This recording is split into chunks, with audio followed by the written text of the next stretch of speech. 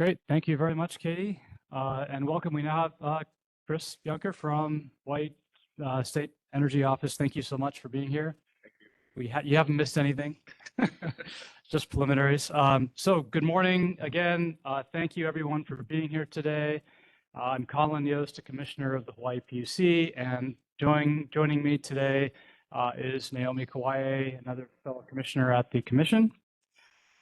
The purpose of today's status conference is for the commission to receive a presentation from Hawaiian Electric on their electrification of transportation, or EOT, roadmap update, as well as to discuss the updated roadmap with Hawaiian Electric, Division of Consumer Advocacy, Hawaii State Energy Office, and all of the other stakeholders who are here with us today on what we need to do next to continue advancing the progress of our state in the electrification of transportation.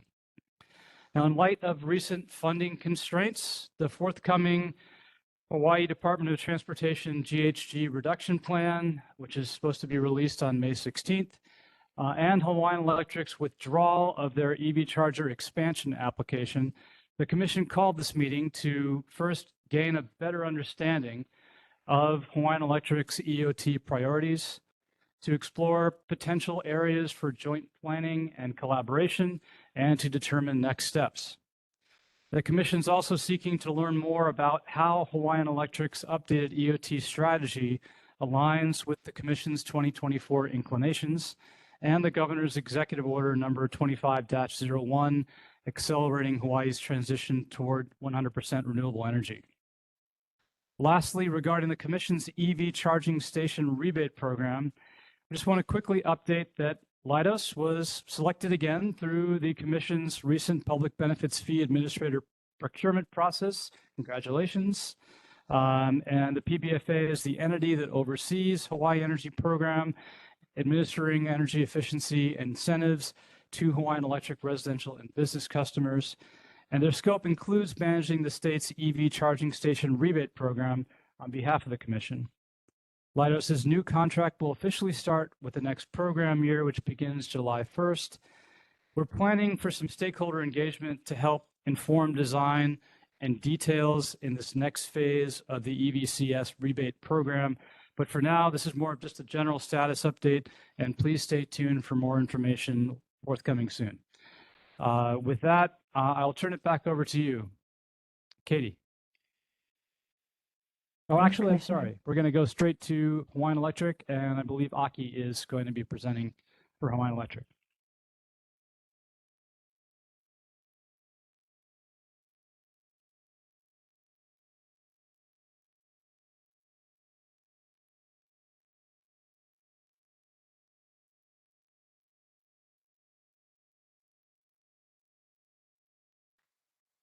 Oh, I'm sorry to interrupt, but we don't hear Aki on the WebEx.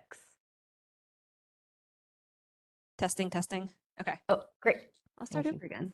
Good morning, everyone. Good morning, commissioners, commission staff, attendees, stakeholders. Thanks for spending your morning with us today after, some of yours long and delightful spring breaks. My name is Aki Marceau. I'm the Director of Electrification of Transportation for Hawaiian Electric, and I'm here with several of my teammates, as well as our fearless leader, Jim Alberts, Chief Operations Officer and Senior Vice President of Operations. And we were invited here, as Commissioner Yost mentioned, to share more about the electrification of transportation roadmap update. But before we talk about the present and think about the future, I think it makes sense to look at the past and see how we actually got here today. All right, so just show of hands, who was here working on this stuff in 2017? Just out of curiosity. Okay, so we have a whopping 2 people. This predates me, as well as Jim Alberts. So, there's a lot that has happened over the last few years, and there's also been a lot of turnover, and there's been, various change of hands happening. But I think it makes sense to revisit what happened over the last few years to understand how we got here. The idea of an electrification of transportation strategy first came about in 2017. So Hawaiian Electric had been steadily working on a public charging EVU tariff, and we deployed a number of public chargers throughout our service territory. And we realized that we needed an extension to the program because we need more time to continue the deployment of chargers. And in our request to the commission at the time to expand our public charging program, extend our public charging program, the commission said, okay, that's great and everything, but we'd like to see an overarching strategy. And so they requested that we put together something called an electrification of transportation strategy. And they were focused on 4 points in particular at the time. So one is, how does public charging fit into an overarching Hawaiian Electric strategy around EOT?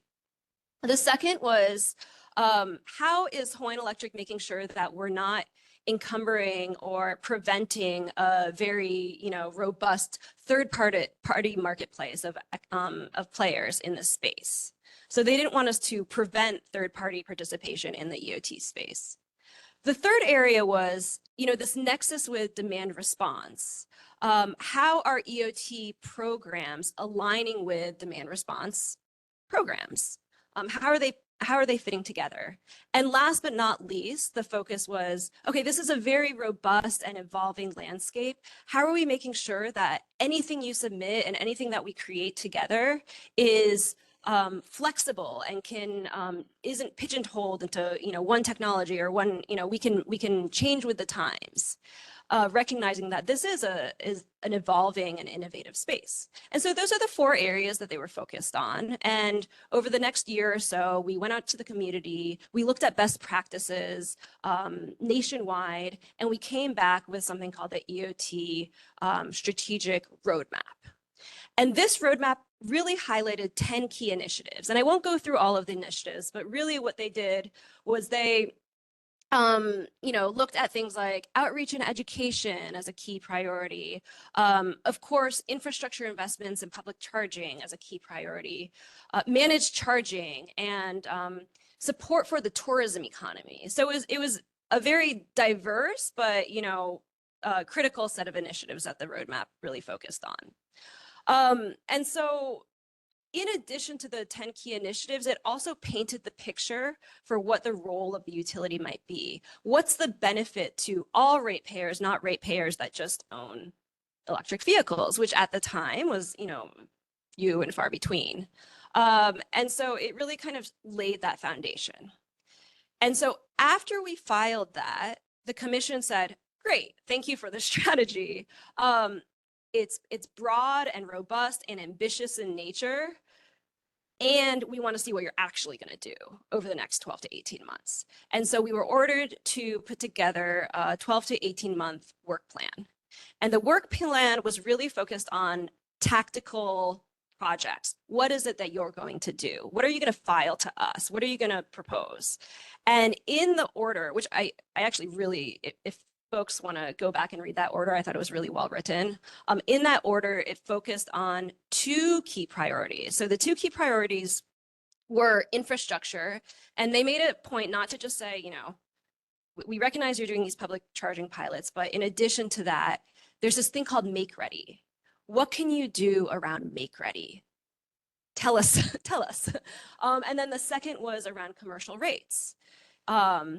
The way that commercial rates are structured in and of themselves don't really allow for, they're not really designed for charging, which have like really high load and are quite spiky in nature. So what are you going to do to create commercial rates for EV charging?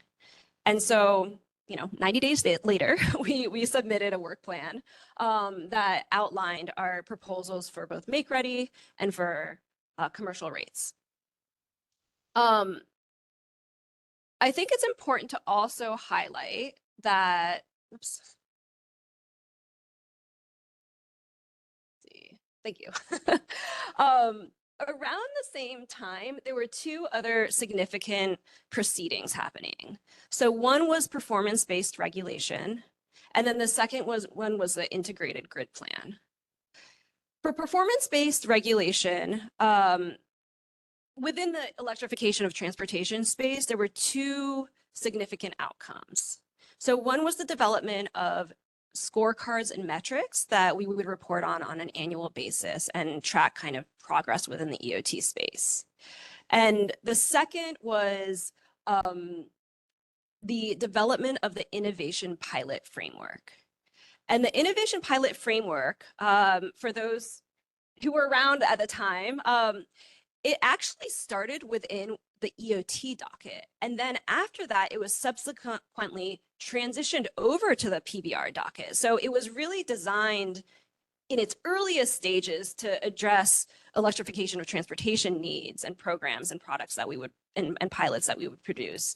And then it was transitioned over to PBR and became much more broad. But that allowed us to really, in our, I guess, after submitting the work plan, propose things that would then go through a very short 45-day review period and allow us to create ideas that weren't, fully baked because we didn't have exact costs in Hawaii and that type of thing, and then iterate really quickly. And so that was really, a significant gift from the performance-based regulation docket. Additionally, the integrated grid plan had brand new forecasts for EV growth, and those are going to be revised again and filtered into our revised backbone tool. Okay, and then if we expand the aperture even more, the overarching kind of environment at the time was very transitional, let's just say. So if you can remember in the early 2020s, we were coming out of COVID-19 pandemic, and the entire state was trying to figure out what are we going to do to pull the economy back to where it is or where it was. In addition to that, there was significant market maturity in EV growth. The number of EV counts increased by 4x, so 400%. That's increased even more since then. And then also there was this huge kind of momentous shift in public policy where at the local, state, and national and even global level, folks were talking about economy-wide greenhouse gas emissions and mitigating against and adapting against climate change with the Paris Climate Accord and everything like that. So, and then a lot of the state policies in place.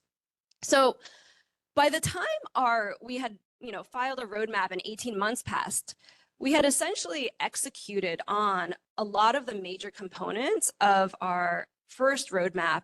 And at the same time, the world around us had changed significantly.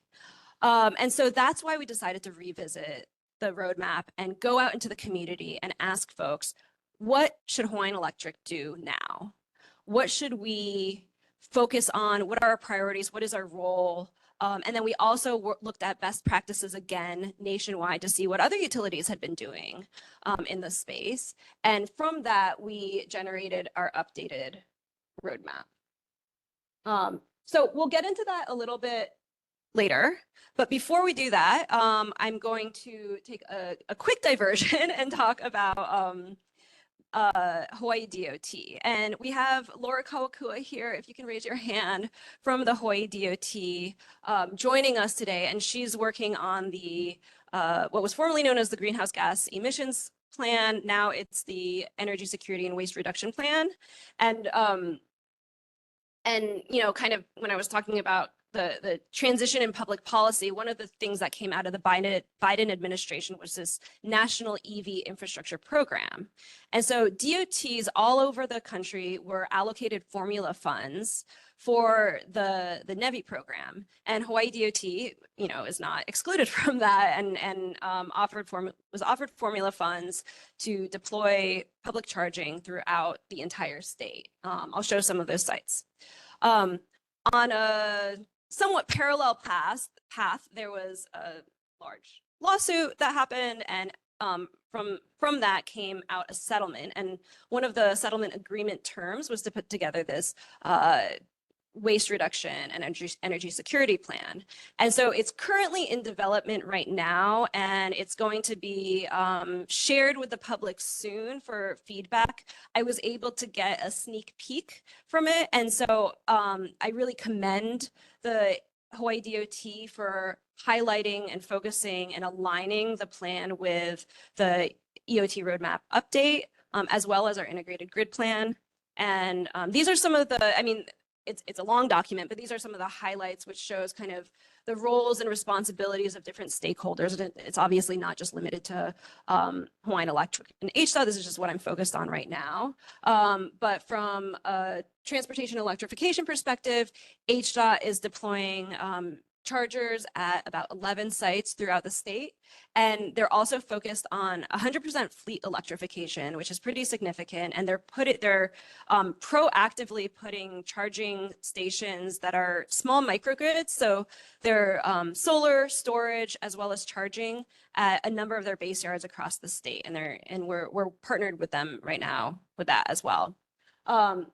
They identified, Hawaiian Electric, and this is still under public review, but as the major clean energy producer in the state, also providing economic benefits through managed charging, supporting, HDOT harbors and airports, streamlining service connections, providing make-ready, public charging and maintenance and repair, as well as, other roadmap categories. So it's very comprehensive in that manner.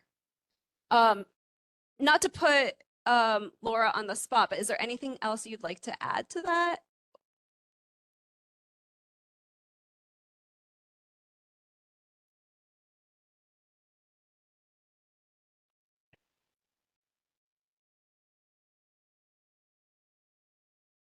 Thanks. I guess I'll just repeat that for aloha, everyone. For the Department of Transportation, it was imperative that we aligned our energy security and waste reduction plan to HECO's plans, as well as the State Energy Office's pathways to decarbonization. So we don't have our plan ready to present today, but we're still seeing ourselves as being in alignment. Thanks. And we can discuss more in the group discussion after my presentation. And then, I'm a very visual person. So for those who aren't aware, in addition to the 25 sites for public charging that Hawaiian Electric owns and operates, the HDOT has committed to putting charging stations at around 11 sites throughout the state. So, in light purple is the Hawaiian Electric service area, but they also are putting chargers on Kauai as well. So just per the federal guidelines, they did have the requirement of having 4 150 kW chargers at every NEVI site, as well as charging stations every 50 miles along the highway, alternative fuel corridors within 1 mile of the highway. So there were criteria for, spacing these things out. And, one of the things that we're interested at Hawaiian Electric is, what is 50 miles is very much a kind of like criteria that makes a lot of sense for the continent, but maybe there's a different criteria that makes more sense for a geography like Hawaii's. And that's one of our curiosities. So, that's a great segue into our public charging program. And as Commissioner Yost mentioned, Hawaiian Electric has made the very, very difficult decision to pull out our public charging application, which we filed in 2021. And the reason behind that is because, as many people know, as everyone knows, our company really needs to focus on prioritizing our investments. So we have constrained access to the capital markets right now. And while EOT is still critical and strategic for the company, we just cannot at this time make the significant capital investment that we had envisioned back in 2021. As discussed, the world has changed quite a bit since then. Our priorities do largely overlap with the Commission's new inclinations. And so, public safety, wildfire risk mitigation, resilience, reliability, and the clean energy transition. And so, those continue and are the Hawaiian Electric's priorities. That being said, there are components of the application that we do want to move forward with, and these are the non-capital investment parts of the application. So one is to resolve EV Maui. There are 4 charging stations on Maui, or there are 4 sites on Maui that are under a tariff called EV Maui. And then the rest of the charging stations that Hawaiian Electric owns and operates are under a tariff called EVU. And so we would like to terminate Schedule EV Maui and then place all of those sites on EVU. We also would, in that process, address the rate-making treatment of the EV Maui chargers and then implications. They're currently under a shared savings mechanism. So should we replace those charging stations, we'd like to address the shared savings mechanism as well. Should any of those chargers be replaced. They are currently ending their useful life. Aki, can you just address, is there any difference for consumers in terms of those 2 tariffs and the price that consumers would pay to use the chargers? Yes, there is. So the EV Maui rate is less than the EVU rate. By how much? I don't have those numbers off the top of my head, but I can look it up for you and get back to you. Okay, yeah, it'd be great to hear just specifically just remind us what the rate is now for EV Maui, what the rate is now for EVU and the delta. And then just to follow up Commissioner Yost's question, how does that compare to market rates for facilities that are not operated by Hawaiian Electric? That's a good question. So we could probably give a comparison with specific facilities, but the way that third parties manage their facilities is really varied. So as an example, as an example, it really varies. So on one end of the spectrum, Volta, for example, they subsidize the cost of charging through advertising. So to the consumer, it's actually free.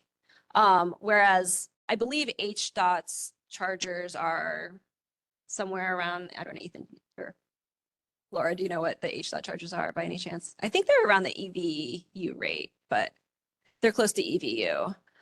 So the third-party charger can, or the third-party owner can essentially select their rates. There's also some charging providers that offer a flat rate or like a per minute rate. So it really, it's all over the place, but we can, provide you with some sense if that's helpful. Yep. Oh yeah, sure. Go ahead. It's a 21 to 22 cent increase per kilowatt hour. So for EV Maui right now for midday, it's 28 cents, on peak 40, off peak 38. And then for EVU, it's middays 49 cents. That's an increase of 21 cents. On peak is 62 cents, 22-cent increase. Off peak is 60 cents. That's a 22-cent increase as well.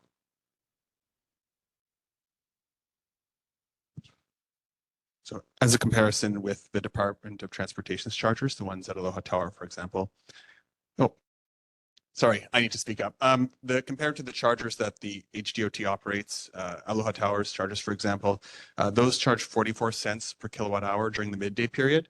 And so that's 5 cents less per kilowatt hour than our EVU rate. And then during the evening and overnight periods, it's 57 cents per kilowatt hour at HDOT's chargers. And compared to, oh, sorry, that was from out. And then compared to ours, that is it's the same as our on-peak period. So our EVU rates are comparable, or the same, if not slightly, less than the HDOT's chargers. Are the facilities similar as far as the type of charging stations, or are the ones fast charger versus? They are both fast charging stations. Okay. Ours are 50 kilowatt chargers. HDOT's chargers are 150 kilowatts. So theirs have a higher output. than Okay. ours do. That would be helpful, Aki, as part of the record. If you could kind of, one, give us what are the rates across the board for different types of chargers? And secondly, the differences in facilities. Like I could see like if something is more expensive because the facility is a really fast charging station versus something that's a trickle. So that'll be helpful. Thanks. Absolutely. Happy to provide that.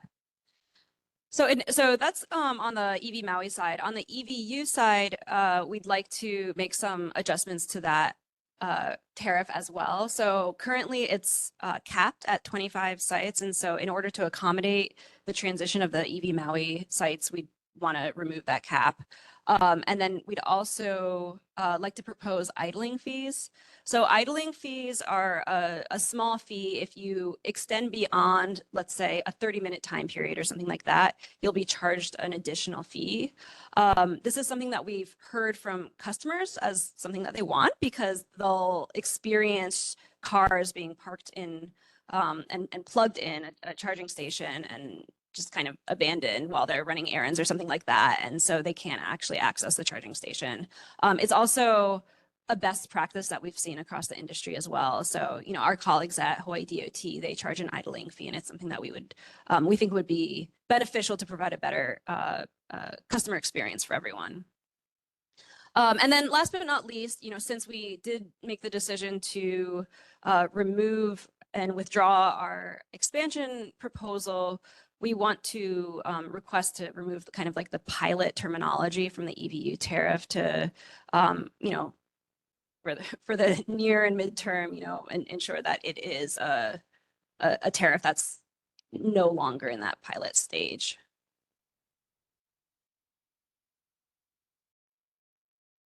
And, you know, just because we're withdrawing our application doesn't mean that we're backing away from public charging as a whole. We're going to continue to own and operate our network of public chargers throughout our service territory and improve not only our operations, but our maintenance and repair. For those who have seen our annual report, we've seen an increase in usage by 70% over the last year. And, you know, I think our team really credits the maintenance and repair and improvements in operations of our public charging network causing that increase in charging. It's much more than the number of the number of vehicles in our service territory. So we're going to continue to lean into that. We're also going to support private or publicly owned public charging installations through streamlined pre-service and service requests. And then we're going to revise our backbone. And this is a tool that everyone in our community will be able to use as well. And I'll get into that a little bit more. Yes, Commissioner Hughes. Just another question relating to the cost of under the EVU tariff. Do you have any data comparing the cost of charging an electric vehicle at one of your EVU stations to what a consumer typically pays for a gas filling up their tank and, you know, with the internal combustion engine? Do you have any comparisons like that? We do. I don't have it off the top of my head. I'm looking to my team to see if they have anything. It's something that we calculate quite often, but I don't have it off the top of my head. I can get that for you. Do you know generally whether or not, even with the, you know, fairly high kilowatt hour rate and the EVU tariff, whether it is cheaper than Yes. filling up a vehicle to travel a similar distance for internal combustion? Yes, it is. It's cheaper. So again, it varies, especially depending on island and the cost of gas. But yes. Okay. All right. It'd be great if, just from a consumer perspective, if some kind of notification, signage, something could help people understand the difference between the two different types of fuel effectively. Everybody can see what a gas station charges from a long distance away as they're driving down the road, you know, but like to have a sense of, hey, you know, if I fill up there, it's the equivalent of whatever it is per gallon, you know, generally speaking. And I know that electric vehicles have different efficiency ratings, and it's not easy to do apples to apples type comparison, but it could be framed generally. It just, I think people are still kind of confused and don't really understand the economics of driving an electric vehicle, even if they were to charge under a you know, seemingly expensive EVU tariff. That's a great point.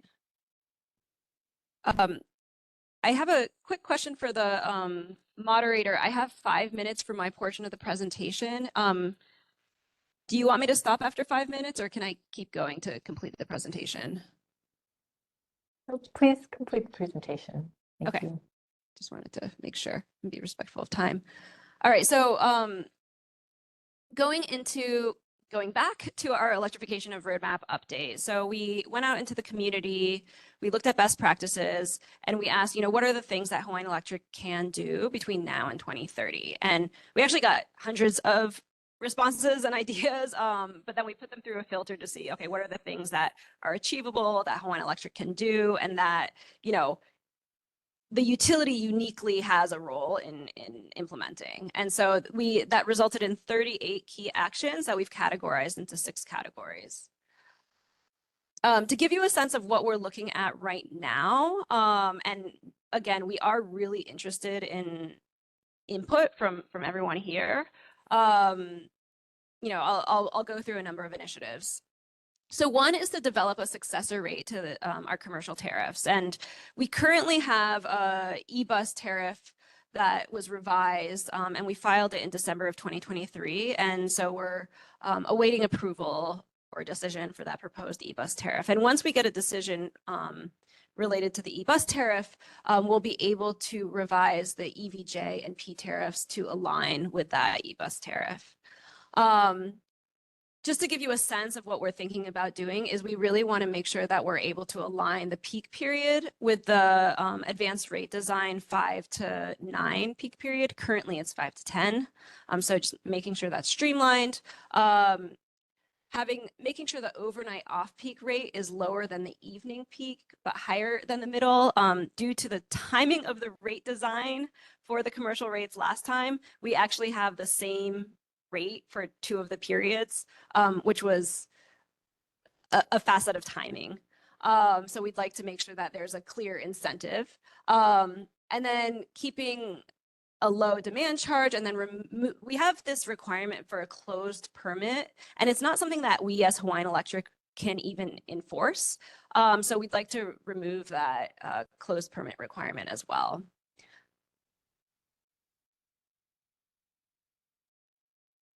Along the category of encourage managed charging, we recognize that there's also this proceeding with distributed energy resources. It looks like it's being closed and then maybe reopening in another form in the future, but there is a potential opportunity to explore vehicles as a distributed energy resource through this proceeding. One of our key priorities right now is shortening installation and energization timelines. So we have a major process improvement initiative that we've been partaking over the past 2 years to shorten the end-to-end process for EV charger service and pre-service requests. So what this is it allows third parties, so Hawaii DOT as an example, if they're putting in a charging hub, this would really shorten and improve the experience of them actually going through the process with, our utility teams. We also have started a pilot where we have something called an EV charger service request project manager, really to support commercial customers that are installing charging station, hubs 100 kW and above. So these are things that we're starting out with, and we've seen some, rapid improvements. Many of you have maybe even seen our EV charger siting tool, which was an outcome of this process, and this really allows third-party participation to install charging much faster. Other near-term initiatives for enabling charging for personal vehicles and commercial fleets is, again, continuing our maintenance repair work, updating the critical backbone tool, which I'll get into in a second, completing our make-ready pilot, providing case studies and potentially robust advisory services for charging resiliency and rates with third-party customers, supporting the DoD bus, airports, and harbor electrification plans, and then last but not least, collaborating with our state and local agencies to make sure that they're also able to provide public charging.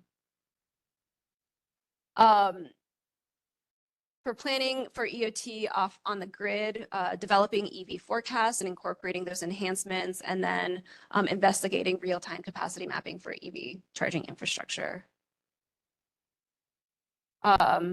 So that's kind of a brief overview of what we're looking at right now in the near term for our roadmap. But again, we're really interested in hearing from all of you as to what you think might be a good fit for Hawaiian Electric.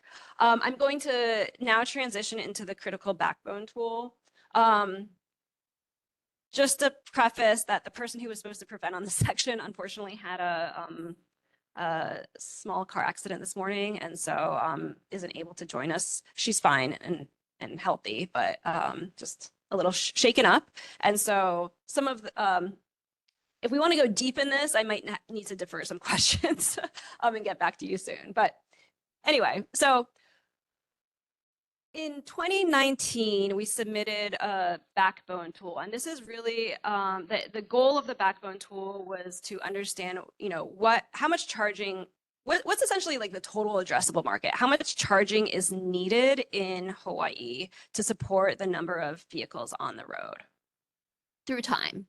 And that was actually based off of the the Alternative Fuels Data Center, and then adjusted with additional components. And the methodology, well, I guess stepping back a little bit, we had a methodology report, and then we also had a tool that, admittedly was somewhat clunky to use. It also wasn't publicly accessible. And so we heard from many stakeholders and many of you in this room that something that was publicly accessible, like the Alternative Fuels Data Center, would be a lot more helpful, because it was, this is on the DOE website. The methodology is really clear, the assumptions are really clear, and you can kind of put your own assumptions in there to understand what the output is. And so we actually reached out to NREL, who manages this, and asked if they could create something that was uniquely, specific for Hawaii, but publicly accessible on the DOE website. And they said yes. And so we're in the process right now with working with them to update the critical backbone tool. The tool itself was really the one that's available right now on the website. You can look up Hawaii as a whole, as a state, or Maui and Oahu, but they don't have Hawaii Island specific information or Kauai specific information. The methodology is based off of an article that they, a report that they wrote called "There's No Place Like Home." This original one did not include Hawaii in the methodology, but then there was an updated report called the 2030 National Charging Network, which it did include Hawaii. And so you're able to link to that methodology at your own time, at your leisure. So the way that you would interact with this tool, and it is available right now just on a statewide basis, is you put in the number of vehicles supported. So what we have here is what we have in the integrated grid plan forecast for EVs. And then we actually specify the plug-in hybrid EV share of PEVs. And so our assumptions assume 33%. And then last but not least, this is a critical one because it's slightly higher in Hawaii than I think what folks use nationwide.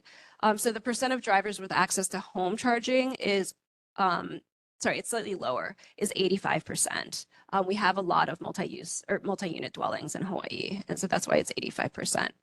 And then once you put all of that information in, the output is the number of chargers you need for single family charging ports, shared private charging ports, level 2, and last but not least, public DC fast chargers. The number of charging public DC fast chargers is lower than what we have in our application. And the reason being is because the output is actually broken down into 3 separate charging output categories. So one's 150 kW, 250 kW, and 350 kW. Currently in Hawaii, there's no 350 kW charging stations. And so we're working with NREL to see if they can, it just doesn't, we don't think it makes sense for our geography. And so we're working with NREL right now to see if we could change that to something that makes a little bit more sense. So the equivalent for 50 kW for this 350 is 441 charging stations or 294 charging stations if we assume 75 kW. So we're still tinkering with the assumptions that go into it to make sure that it aligns with Hawaii. But that's also an area that, you know, we would be curious to hear what stakeholders are interested in. And so, you know, that's something that we'll reach out to folks about as well. We do aim to complete this by the end of Q2 of this year. However, NREL is significantly funded by the Department of Energy, and they're putting a pause on all external web-based communication. And so they may not be able to publicly share it, even if the work is completed, unfortunately.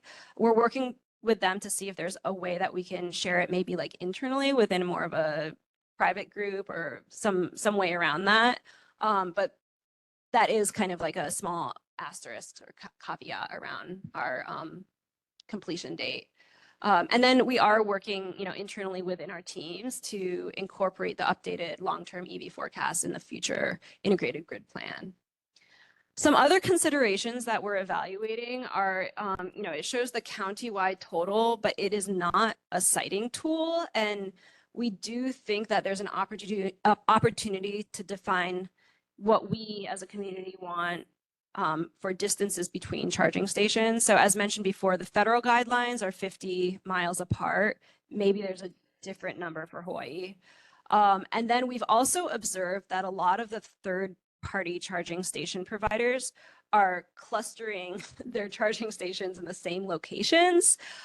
So even if we get, you know, a certain number of ports on island or in a specific region, it doesn't mean that we actually are getting the geographic dispersal that we actually need. Aki, Yes. why is that? Why are they clustering? We think that they're trying to go to the places that are the most economically advantageous for them. Mhm. So kind of the high penetration location where they've identified a number of, you know, EV owners, you know, kind of more high concentrations. Have of you people. broken down by geography the number of stations and the cost for the stations? I'm trying to understand basically from what I'm hearing is the cost issue. Why is there such a disparity across the board on cost? Is it an infrastructure? In other words, the cost to build out and lease at that particular location? Is it just a purely economic thing? Is it that's where they can capture the most money? In order for us to better look at this issue, I want a little bit more information. And also, is it a connection issue? In other words, is it, I'm going to go to this location because I know it's easy for me to connect. Yeah. So when you mention cost, are you talking about the infrastructure cost or the, okay. So I think, I guess stepping back a little bit, we're not entirely sure if those third-party providers are communicating with each other and know that they're putting the charging stations in the same locations or in similar locations. So as the recipient of like the pre-service request, for example, we see that and we have visibility into that as Hawaiian Electric, but we're not entirely sure if they're communicating. And, you know, we can't disclose who's doing what because they're our customers. The cost of the infrastructure, I don't know if I can speak to necessarily. I can't imagine the cost would vary that much, you know, between installer. My sense is that it's really where they can make the most money. It's not the cost is probably similar in all those locations. It's the customers that they're going to be able to attract. So that's my sense. I don't know, just looking at my team, is there anyone that has any other insights? That would, yeah, Ethan. Okay, is this microphone working? Yes. So one other point is that many of these large private developers, EV charging station developers, they partner with nationwide chains. They partner with land developers that have multiple properties to facilitate their land agreements. So they're selecting locations that already have existing development, might have large parking lots, and those tend to be clustered in the same areas as population development as well. So there might be a lack of development, EV charging development in areas where it's more rural and they don't have these same nationwide chain presences. So that's maybe one other component. Is that true for even in Hawaii? Because not necessarily a developer on the mainland is the same type of developer here. Or are you just thinking about like shopping center type of arrangements? I'm thinking about shopping centers. From what I've seen in some of the information we've received and conversations we've had, many of the large developers do select these properties that these land developers that have multiple properties, and they do tend to be shopping centers or Okay, so commercial it's centers. like a master agreement. I would imagine master they have some development sort of agreement. master plan, yes. Okay, thanks. Yeah, so an example like that is Walmart. So there's a specific developer that has an agreement with all the Walmarts, across the country, including the ones in Hawaii, and they have charging stations at Walmart. That's a great point.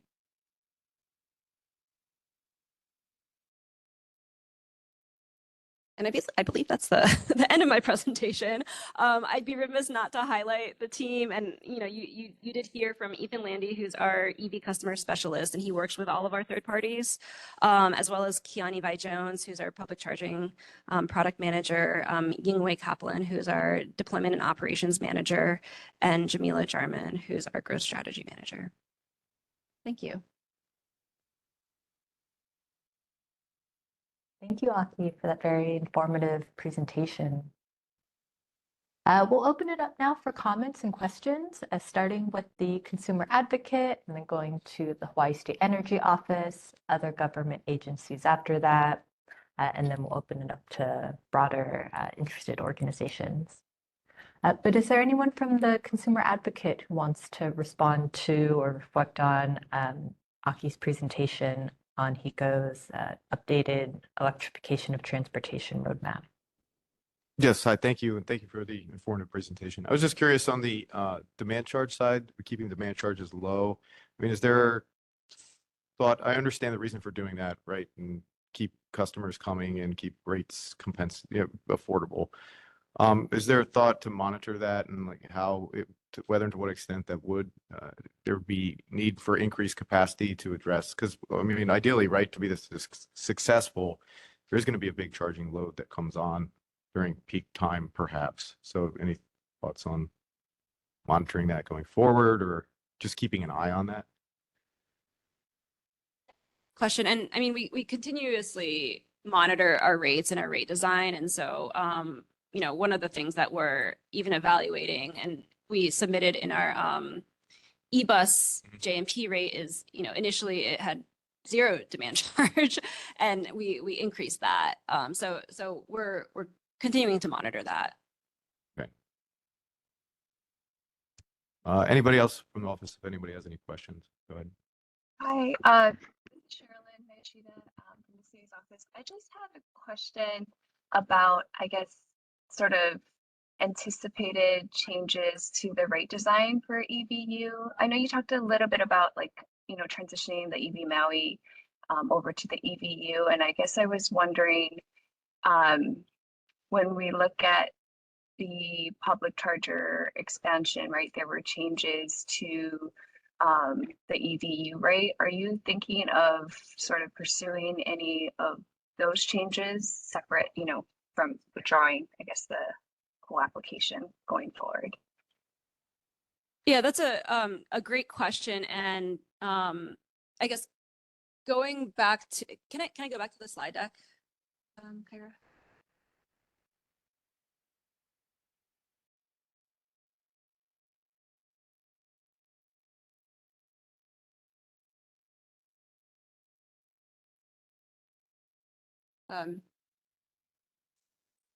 Yeah.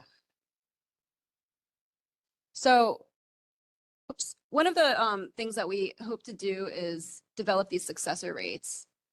And I kind of stopped at the EVJNP tariff part of it, but the EVU rate is based off of EVJNP. So assuming that we can, get a decision on the e-bus tariff and then subsequently the EVJ&P, the next step would really be to use that as a foundation to then evaluate EVU.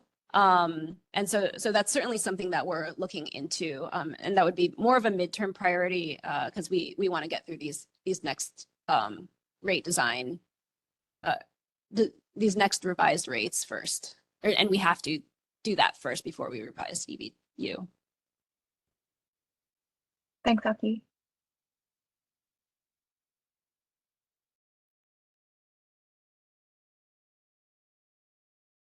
Anyone else from the Division of Consumer Advocacy?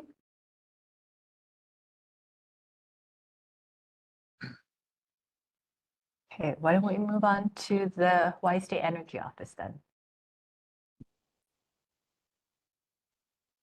This on? No. Yes.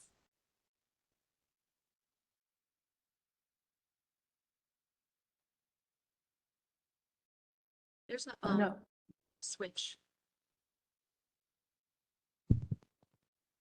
Can you hear me now? Can you Yes. hear me now? Oh, okay.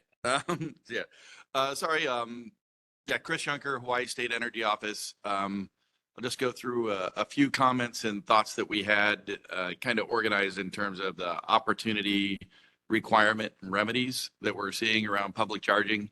And just we would like to stress in terms of public charging that it is a significant need in terms of achieving the statewide net negative carbon economy. If you think of it just in terms of like rooftop solar, and this is all back of the envelope swag type things, but when we're looking at this, I mean, we've spent a lot of time thinking about rooftop solar and DER and that type of thing.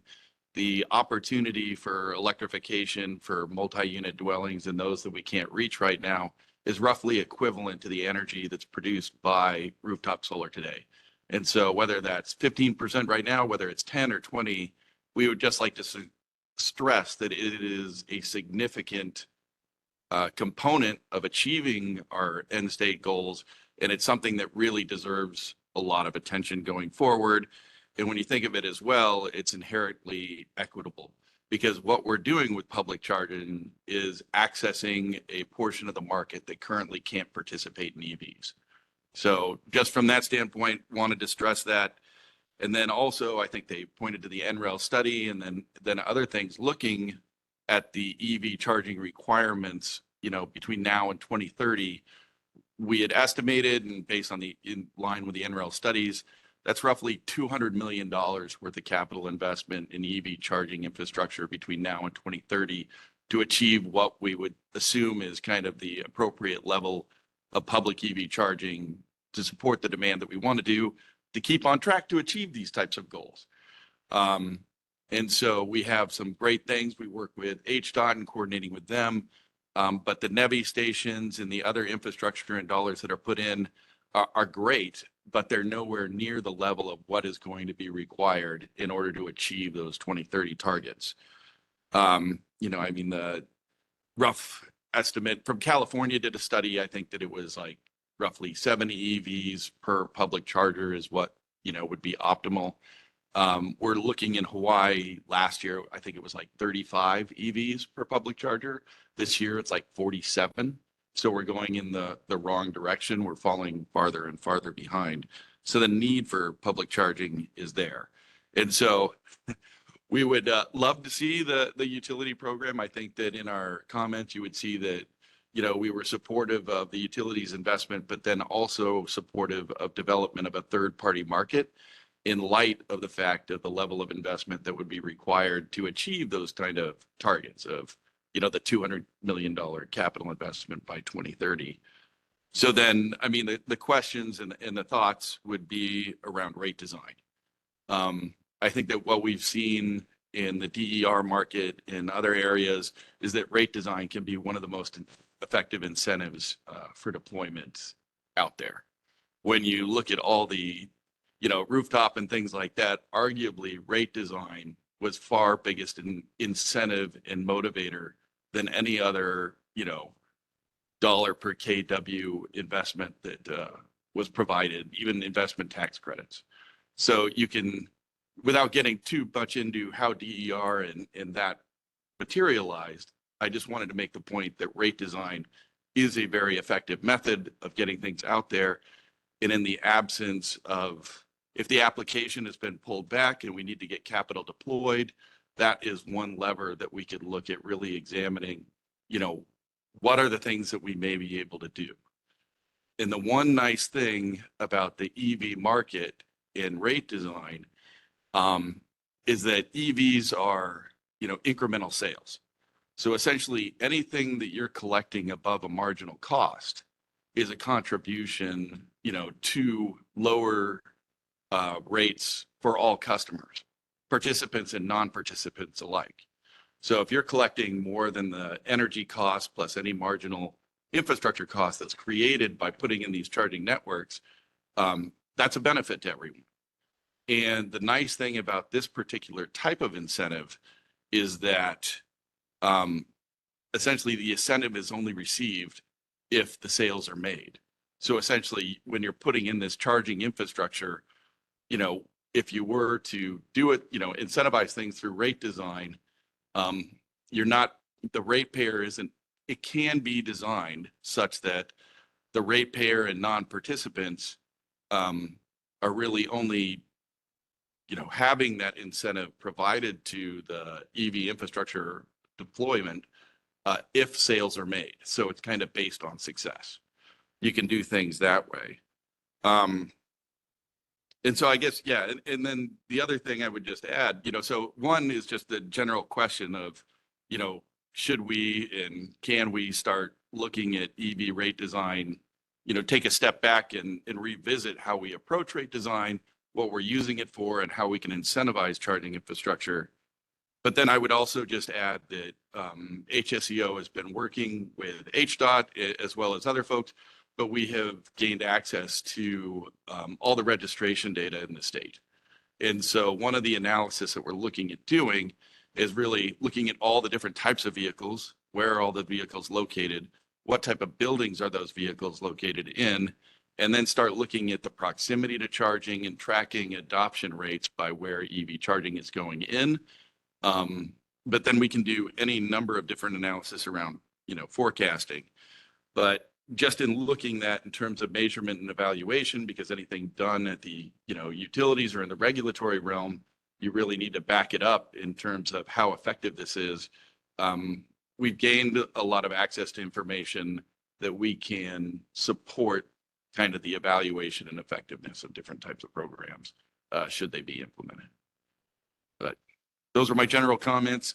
But yeah, rate design is one of the things that we would look, you know, to work with the utility and other stakeholders as a means to drive that investment in the near term. Thanks, Chris. Are there any other government agencies that would like to comment? I know Department of Transportation is in the room, and I see a few folks from ORR in the WebEx as well.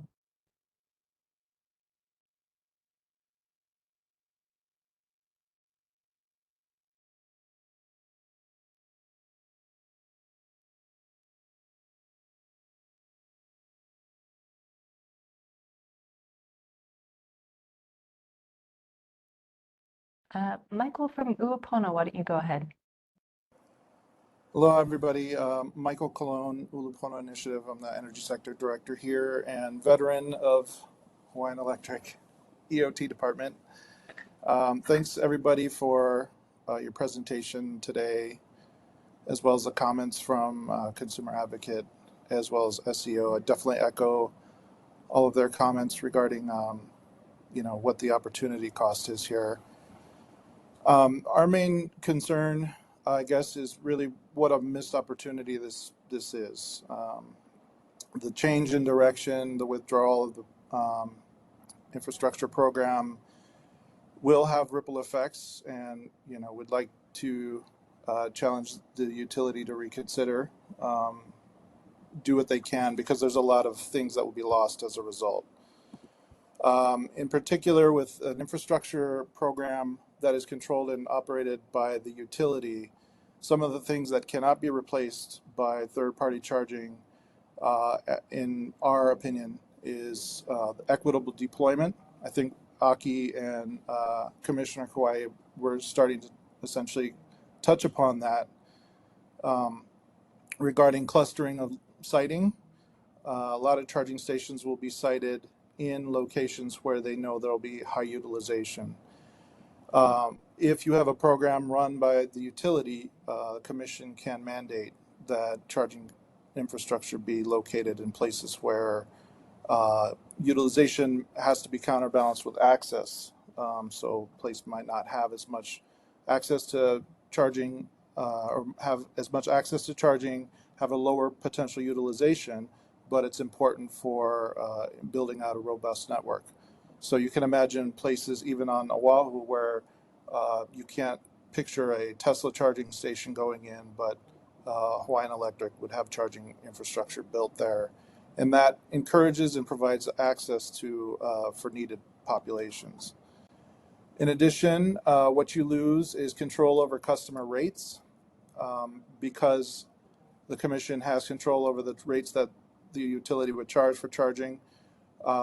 They can directly impact that outcome and modify the rates to their design using time of use as well as incentives. If a third party deploys charging, they can charge whatever they want. There's an underlying rate, but we collectively have no control over what they charge their end customers. And that's why you see such a broad dispersal of charging rates across the state, is because they have different underlying considerations. Also, it would be direct energy efficiency and grid service investments under the control of the utility. You can imagine in a future state where there's a broad utilization of that charging infrastructure to support other types of grid services. This cost could be is already built into the utility's operating profile, whereas if you were to require grid services from a third party, you would have to pay for that. And finally, and not to be lost on this, is a consumer protection standpoint.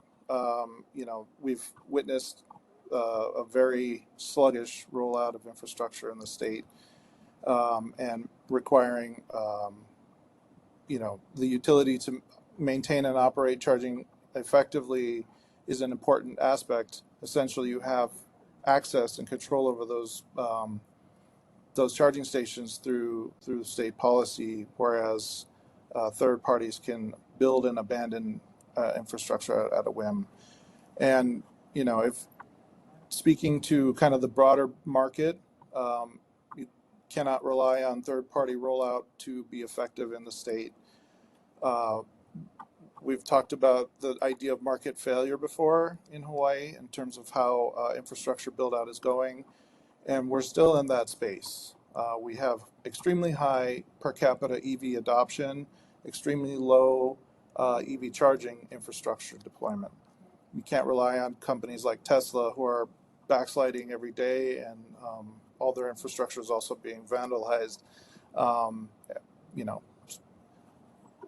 And as a result, you can't rely on third parties to provide the charging infrastructure that we need. So I just, from Ulupono's perspective, as well as personally, the step back from the utility is a disappointment. It seems like we were on the cusp of something, and would like to encourage the utility to reconsider their position. I understand things are what they are currently.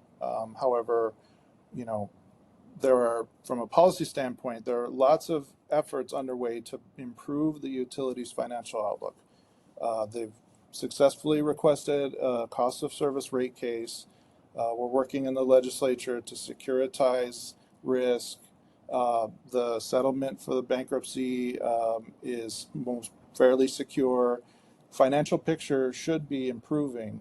And so as a result, as we're talking about strategic outlook going forward, it would be really great if the utility reconsiders or builds into its forward-looking plans how they could reapproach an infrastructure program going forward as part of their strategic roadmap overhaul. And then finally, with respect to the rate design, I think part of the rates, if you're going to be implementing idling fee, you're going to have to overhaul that existing rate design as it is, because I think it's only allowed to charge money for electricity delivered. So it would require, I don't know if it would be a separate rate, or lots of thought will have to be in terms of how the utility can implement an idling fee.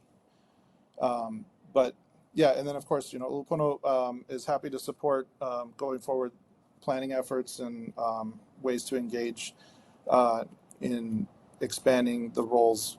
But right now we're, scaling back at a time when we, and I think actually need it more than ever. So that's all we have to say. Thank you. Thanks, Michael. Is there anyone from Hawaii Energy that wants to make a comment today? I think perhaps someone is in the room. Yes. Can you hear me? This is Caroline. Yes, please go ahead, Caroline. Hi, everyone. Good morning. Thank you, Aki and team, for your presentation and for everyone's input. A lot of thoughts, and I think first and foremost, being able to leverage the existing rebate program for some of the data. Commissioner Kauai, you brought up costs. We actually do see a pretty tremendous differential in cost, especially for DC fast charging.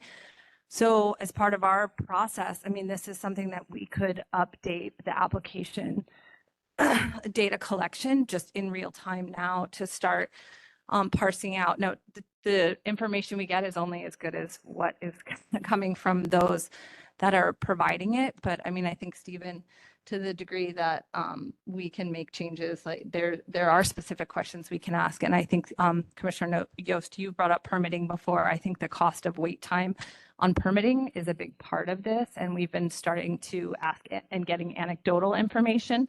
But it's something that we could definitely support, that data collection. Just last month, we surpassed over $2 million in incentives since 2020. So pretty substantial amount, and over 400 chargers that have been incentivized. So that's a data set we can look at immediately to start answering some of these questions.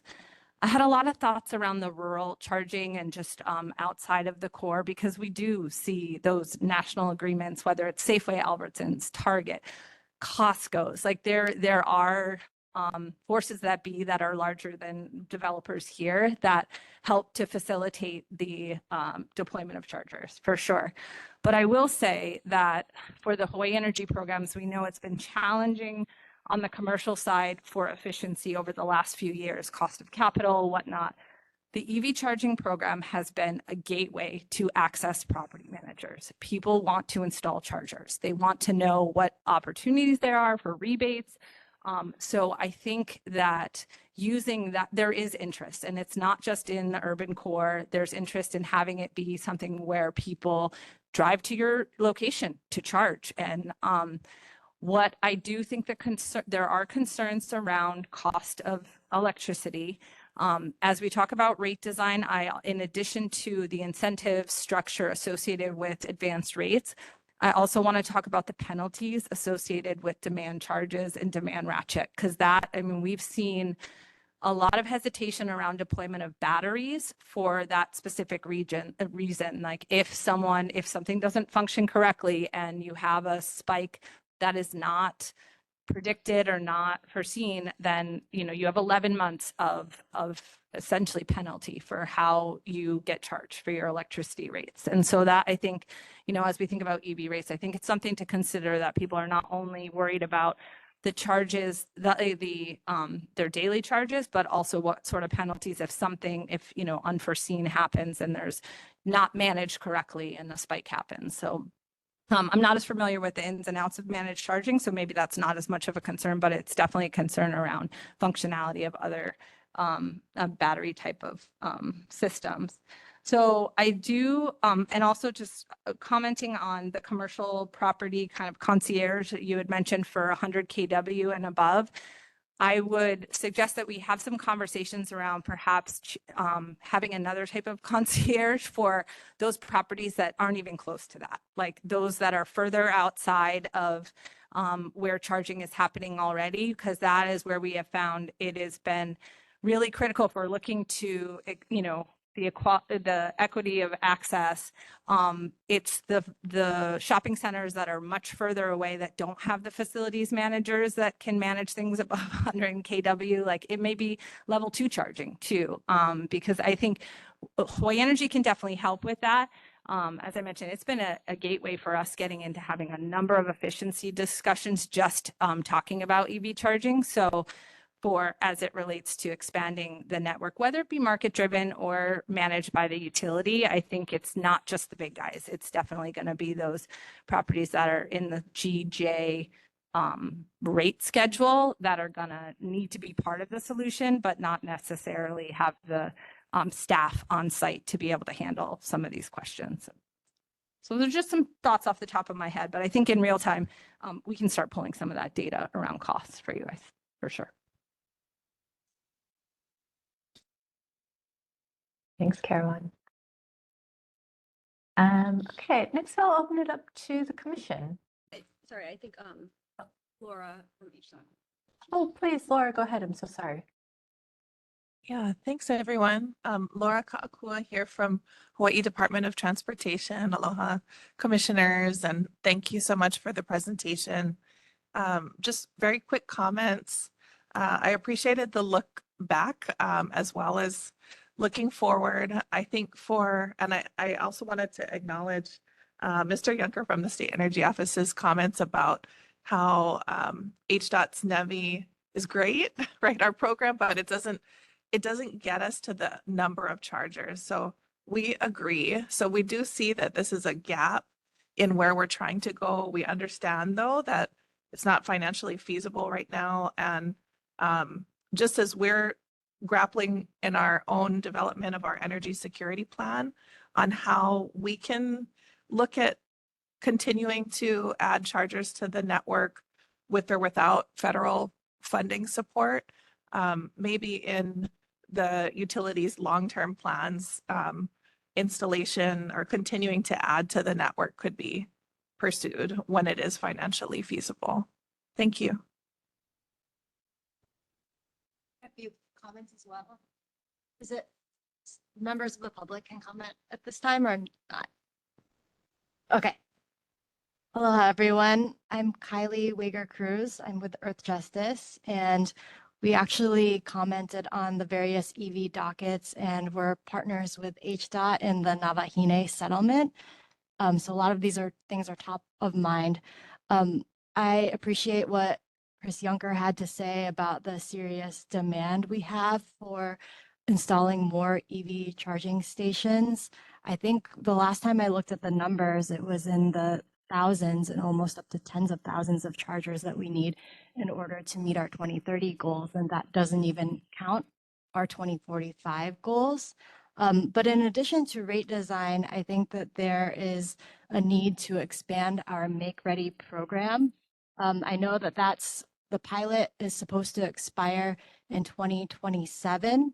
It's already 2025, and these things take time to be vetted. So why not get the process started now in terms of reviewing the existing Charge Ready program and planning for the next phase? The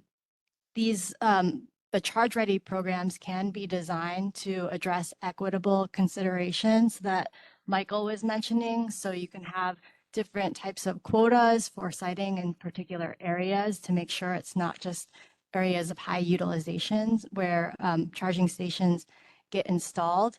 And then the Charge Ready programs need to be paired with a rebate program. So as far as Hawaii Energy, we should be partnering with them to make sure that everything is in alignment.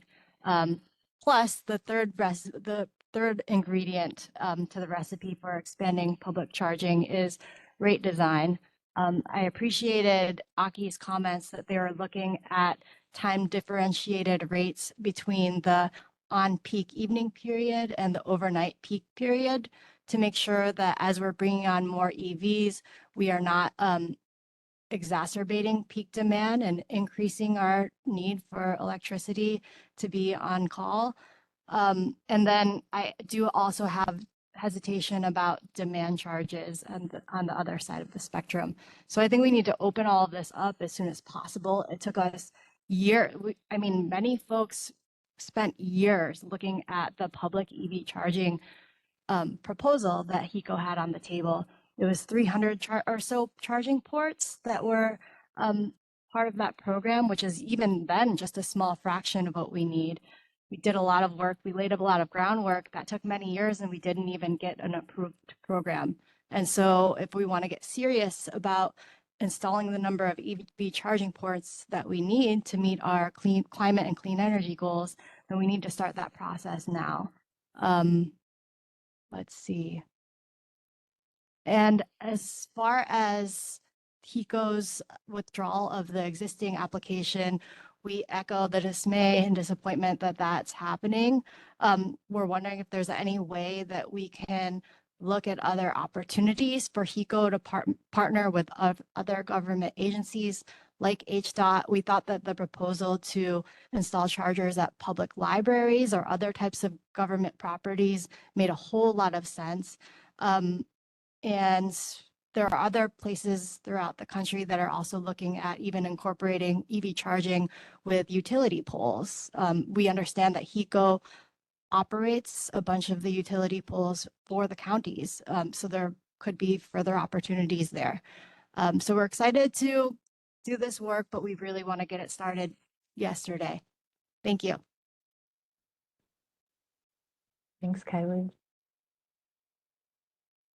Is there anyone else from any of the agencies or any members of the public who want to speak before we move on to our next agenda item?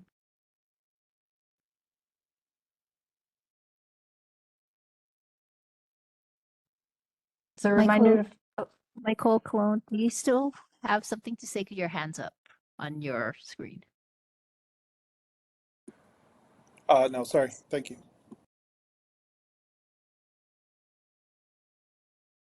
Okay, I don't see any hands in our virtual room, and it doesn't look like anyone in person is looking to speak, but please let me know if I'm not seeing someone.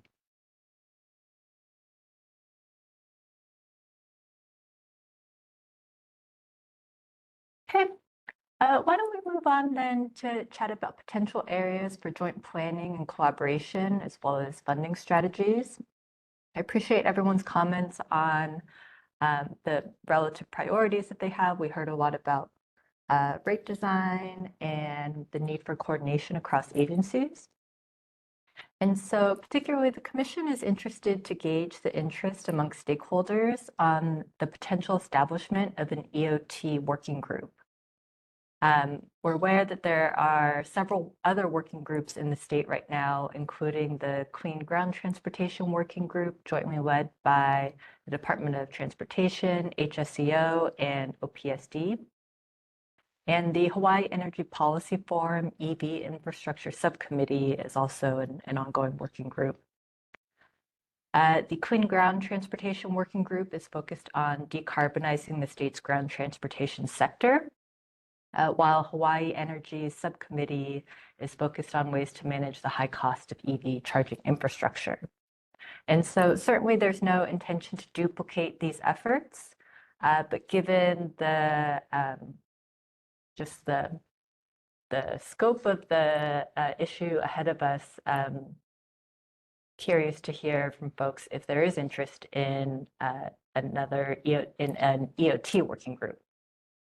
The Commission would be amenable to co-leading a working group with HECO and has some ideas on topics that could be addressed. But first, I want to open it up to Hawaiian Electric, the Consumer Advocate, State Energy Office, Hawaii Energy, and others to share some reactions to the idea of another working group. If it were to be established, what topics might be explored, who should be a part of that working group.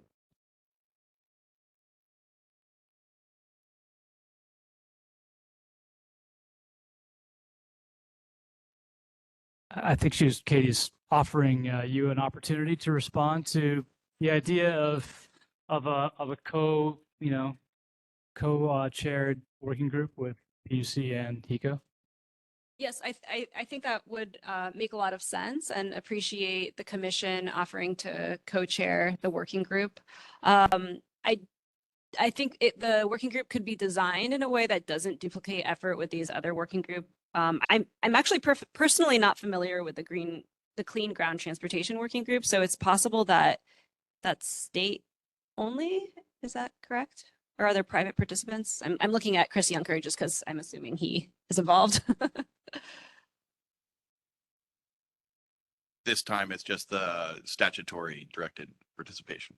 Okay, that's helpful. So perhaps in this working group, there's an opportunity to include both private and public entities. In terms of the Hawaii Energy Policy Forum working group, which I'm involved in as well, I think my understanding of that is the final outcome has a strong, hence the name, policy outcome. And so the focus of, I imagine, a commission and Hawaiian Electric led working group would not necessarily focus entirely on policy outcomes, but actual tactical initiatives by Hawaiian Electric and other participants. Certainly support joining any, participating in a working group for EOT. It's an important part of our state policy goals, an important part of decarbonizing our economy. I think to HSCO's point I was bringing up earlier, I think and I think what I'm hearing a lot of, is getting specific data and numbers in, and the ability to pull that information quickly, leveraging a lot of resources is important. And I think from our perspective, it's ensuring that, rates are equitably designed and we're still moving towards our cost. I mean, it's always safety, reliability, cost effectiveness, and progress towards our state's clean energy goals. So, cost is an important part of that, and making sure that we're designing rates in such a way that enable us to move towards those goals while also ensuring that everyone benefits.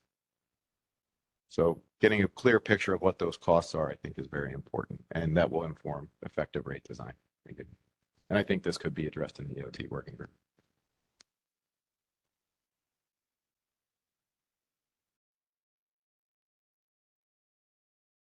This is Caroline with Hawaii Energy. We're absolutely supportive of participation in a working group. I mean, I think there's a lot of the foundation has been laid in some of these discussions. There's the drive electric work as well. And I think, to the point about the cost effectiveness and cost there, I think access to market actors is going to be a really important piece of this, just to gauge not only what we're seeing in terms of costs currently, but what is being at least predicted or coming down the pipeline with a lot of concerns around impacts of tariffs and others, because that significantly changes the discussion for many. We'd be, Chris Junker, Hawaii State Energy Office, we'd be happy to participate and provide whatever support we can. Just would echo that I do not, I think that we would need to define it and scope it deliberately. And then in that instance, if it's really targeted, I don't think that there would be an issue with redundancy with the other efforts that are out there, given the number of topics and the issues we have to deal with in the regulatory realm. That's great. An overarching, mission of our purpose of the 2024 inclinations that the commission issued is all about results, right? So to Chris's point, I think we'd want to think about how the working group would be gathering information and understanding issues specifically towards making, progress toward defined metrics and timelines and that kind of thing. We'd want to keep it really focused on results and how we get closer to our goals in kind of the short time frames we've set out for ourselves. So absolutely agree.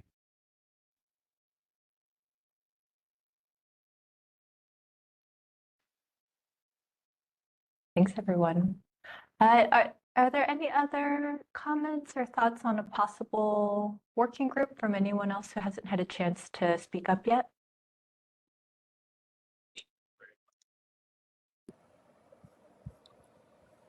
Just one other point. Oh, go ahead, Michael.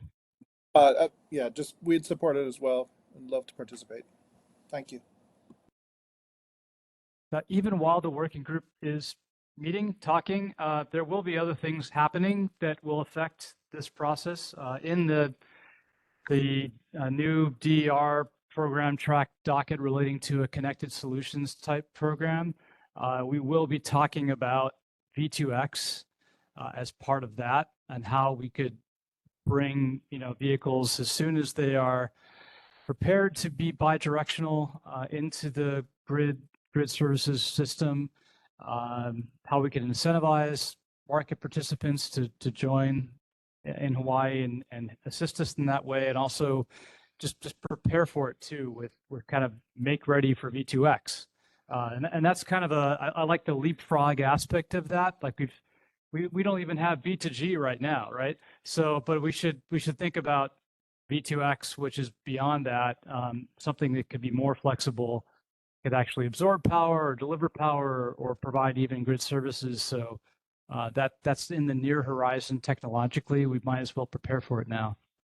And while stuff's happening and those parallel tracks that can come into the working group discussions, we can start to figure out how to support it or anticipate it.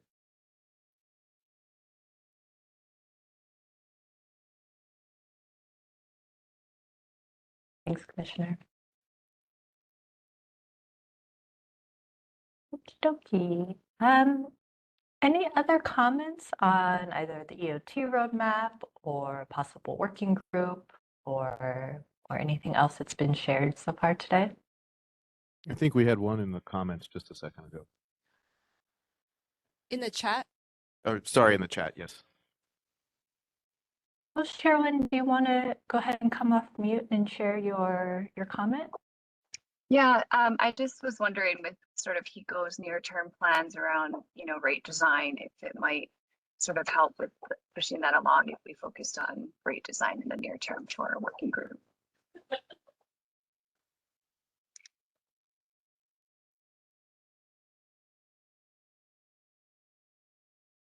Jim says yes.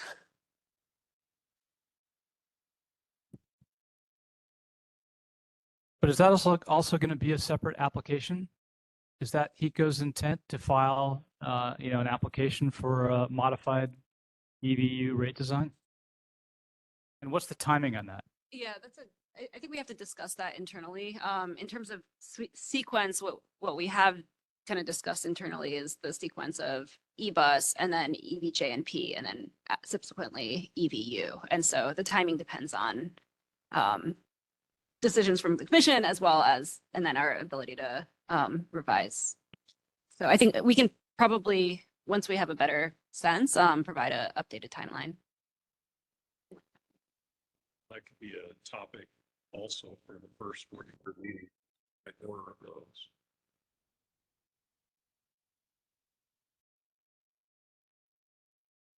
Great. Okay, to the extent anything is sitting with the commission, we are moving to get that off of our plate as quickly as we can. So we're hearing you, and we will be responsive. Okay, we have one hand up in the WebEx from Amanda Myers-Wisser. Hi, thanks so much. This is Amanda Myers-Wisser.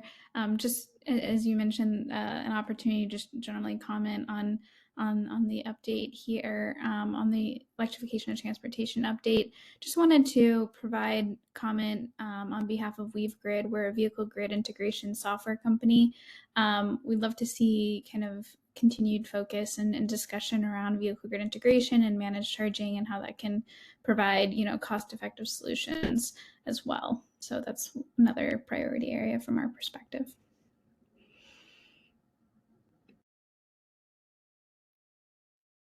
Thanks, Amanda. Okay, last call for any remaining comments on things shared in today's status conference or on EOT generally.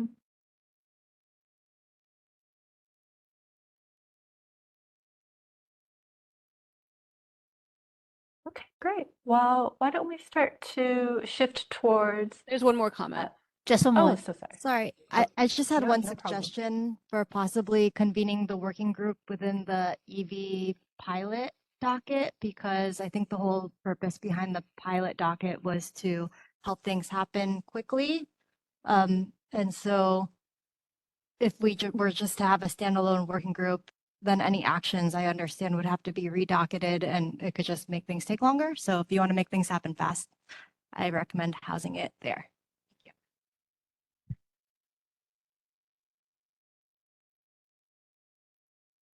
Thanks, Kylie. Okay. Final last call.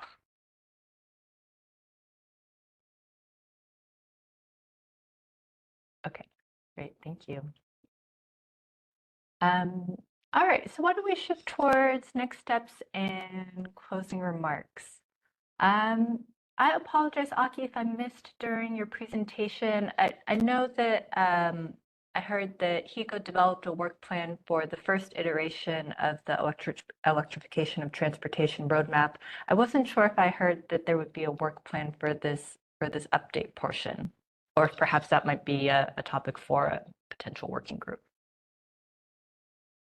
We have not planned to put together a work plan, but we can put together a work plan should one be requested. Okay, great. Yeah, I didn't hear that particularly today, but that's helpful to know in case it does come up in a future conversation. Okay, do the Commissioner Yost or Commissioner Quiet, are there any closing remarks that you'd like to make as we're wrapping up for the day? I mean, obviously, the next steps from Commission's perspective will be to formally establish the working group, figure out exactly where that should be housed. I completely agree with Kylie's sentiment that we should figure out a way to do it in an expeditious way. So that will be taken into consideration. And to the extent it's helpful to have a work plan for all concerned as part of that working group process, we will discuss that, I think, in our next order, explaining the next steps. Another thing, just we didn't talk about it today, and it's not directly related to public charging, but we would urge HECO to look back at the metrics in the performance-based regulation framework to, consider whether or not benchmarks have been met in that PBR framework. Just in our little internal chat that we had going behind the scenes here, it looked like perhaps for HECO's own fleet charging goals that you're not quite on track for what you wanted to be achieving in terms of your own fleet conversion to electric vehicles. So those sort of things, the Commission's interested in those things too, although they don't directly affect the public charging aspect. And just I'll let Commissioner Kwai have the final word, but just generally speaking, I think all of us here at the Commission remain committed to trying to accelerate the adoption of greater EV infrastructure, and with particular emphasis on communities that don't have access to it now. I continue personally to hear stories anecdotally of even people who live in single-family housing, it's not always easy to set up charging for them for whatever reason. They have HOA restrictions or what have you, and there's just a lot of potential demand out there that isn't being tapped. So even though we have greater adoption than our infrastructure really supports, there are still, I think, a significant number of people out there who are deterred by the lack of infrastructure, who aren't even considering EVs as an option. And that's harmful to our state's goals and to our overall movement towards a cleaner transportation and electrification system. So we need to make progress on this, and that should be our focus, notwithstanding whatever capital constraints we may all face. But we've got to keep moving forward, and that will be our goal in the things that come next. Commissioner Kawai? I think you covered my talking points. Thanks. All right, so I think that's it from us, Katie. Thank you for your facilitation today. Very helpful. thank you to everyone who's here participating. Very good and helpful information from our perspective, and we appreciate it.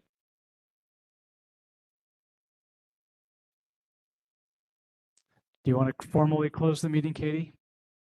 Oh, sure. Thank you everyone for your engagement today. As just a final reminder, the Commission encourages members of the public and any interested stakeholders to submit any written comments or questions as public comments in docket number 2018-0135 through the Commission's e-services systems on the Commission's website, and that information is in the WebEx chat as well.